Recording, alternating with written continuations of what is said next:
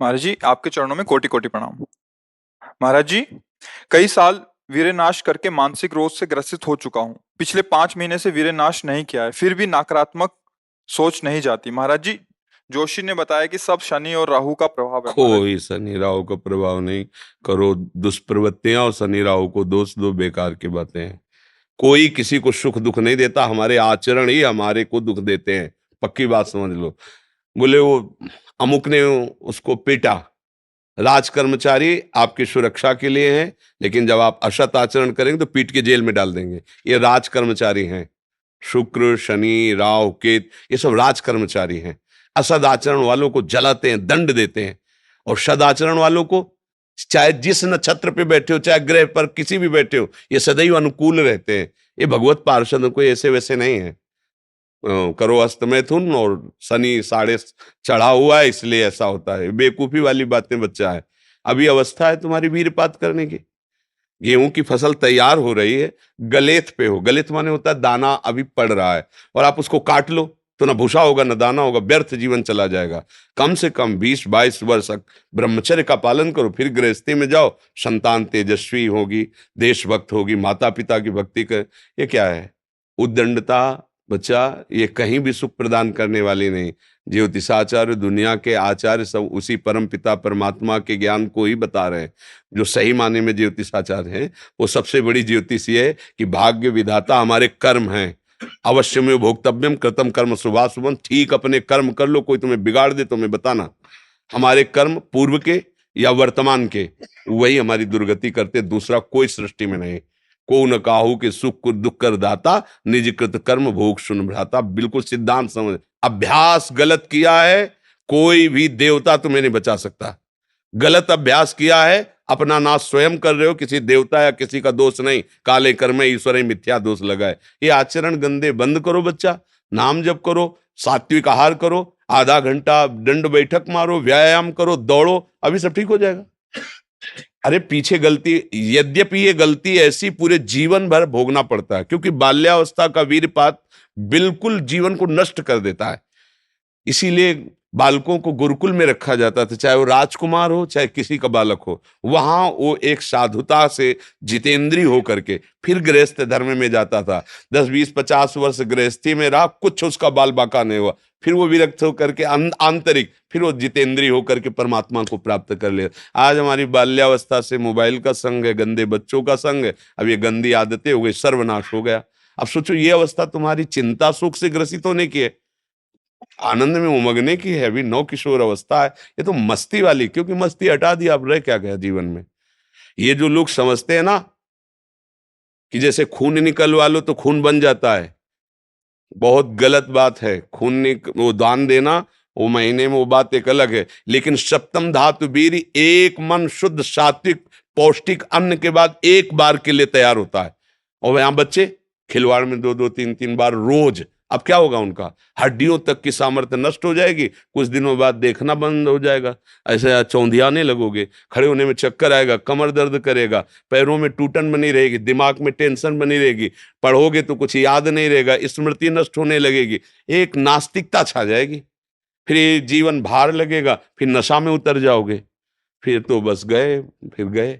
तो अब कौन मानता है संत महात्माओं की बातों को? समझाते हैं तो साधु महात्मा है तो अब अलग बात करते हैं। नहीं, हर बहन भाई को 20 वर्ष तक नियम पूर्वक ब्रह्मचर्य रहना चाहिए। ये जो व्यवहार चला है, अब क्या है कि कुछ भी बोलो तो जबान पे लोग अंकुश की, वो तो ऐसा बोल रहे। ये जो मोबाइल की सुविधा और उसमें सब गंदी बातें देखना, अब आप पढ़े लिखे हो, सर्च करो, सब आ जाएगा। ये जीवन का नाश कर देने वाली बातें हैं बच्चों के।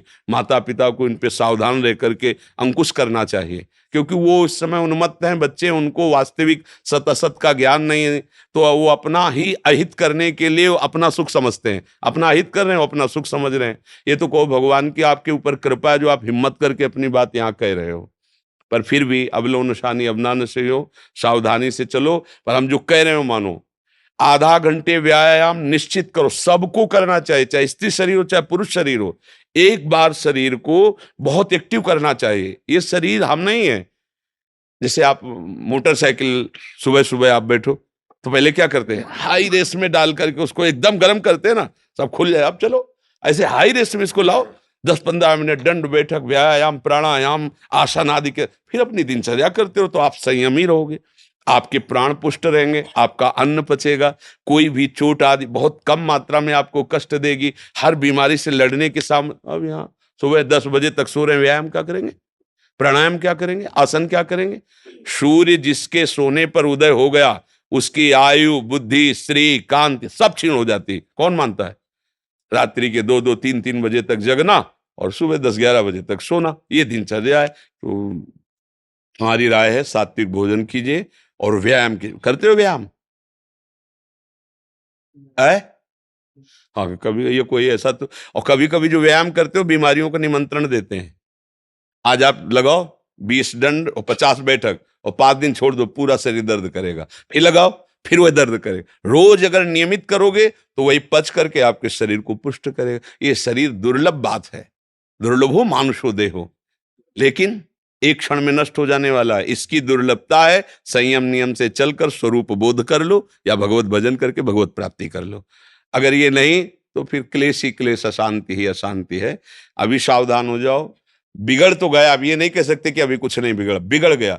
अगर कभी 25 वर्ष के बाद गलती हुई है तो हम उसे कह सकते हैं कुछ नहीं बिगड़ा, क्योंकि तुम्हारा पुष्ट है जीवन पूर्व से, अब आगे बढ़ो। लेकिन बच्चापन से ये जो रोग लग रहे, 13-14 वर्ष का बच्चा है और उसकी हालत ये है कि उसे वैद्य के द्वारा औषधियां दिला करके उसे ठीक करने की चेष्टा कर रहे हैं। क्या हुआ?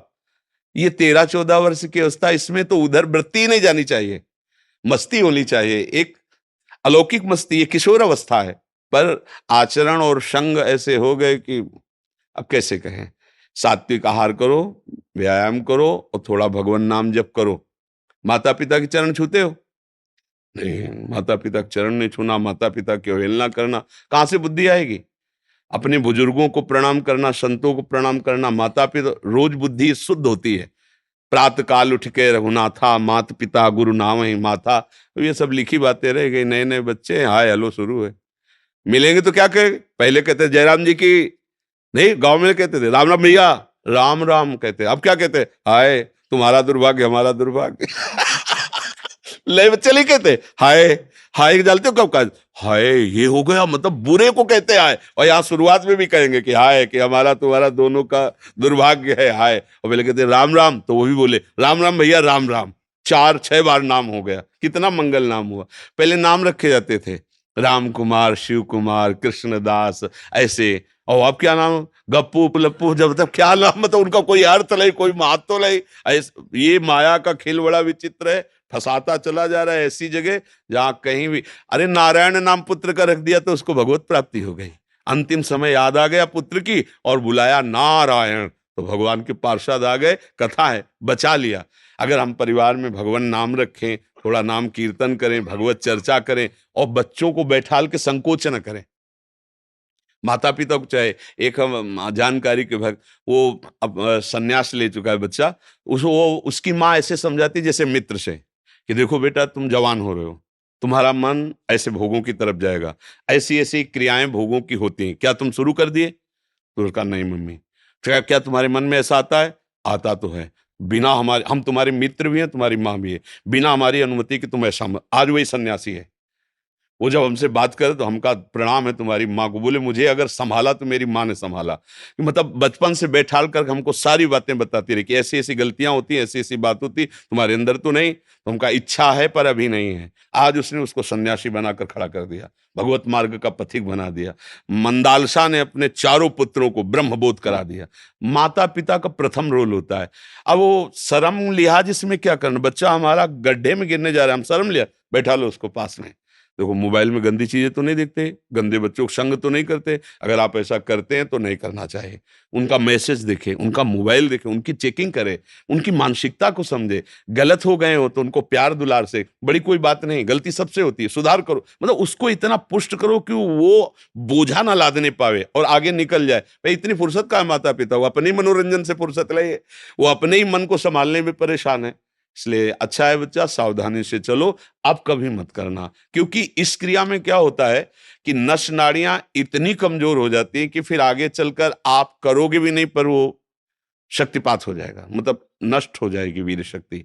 वो आपको ऐसा लगेगा कि हमने तो कुछ किया ही नहीं, और वो ऐसे हो जाएगा। मतलब नस नाड़ियां एक, ये हम अनुभव की बात कहते हैं जो हमसे मिले हैं साधक, कि स्नान कर रहे हैं, कोई हमारी क्रिया नहीं हुई, पर ऐसे हम सोने जा रहे हैं पर कुछ क्रिया नहीं है, ऐसे छू गया तो ऐसे बिल्कुल शक्तिहीन हो जाता है। तो ये अपना नाश करना है। कुछ दिनों बाद नींद आना बंद हो जाएगी, कुछ दिनों बाद दिमाग में निगेटिव केवल रह जाएगा, नकारात्मक सोच रह जाएगी।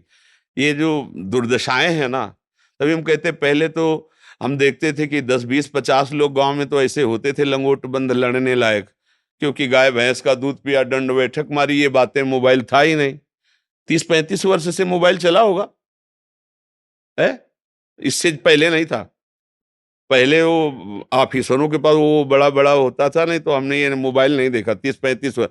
तो वो ये सब था नहीं। गाँव में कभी किसी एक के यहाँ टीवी हो तो हो, नहीं तो बिजली ही नहीं थी तो टीवी है, वो बैटरी से भले वो रामचरित जो चला था ना, तब गाँव में छोटी-छोटी टीवी लाए।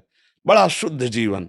हमें लगता है शरीर समस्त सद्गतियों का हेतु बनता है। अगर शरीर स्वस्थ है, बुद्धि पवित्र है, तो हम यहाँ अच्छे विद्यार्थी बन सकते हैं, हम अच्छे पुत्र बन सकते हैं, हम अच्छे मित्र बन सकते हैं, हम अच्छे देशवासी बन सकते हैं, हम अच्छे भक्त बन सकते हैं। और जब शरीर ही स्वस्थ नहीं, मानसिकता ही स्वस्थ नहीं, तो कुछ नहीं, बस जीवन काट रहे हैं व्यर्थत्व में।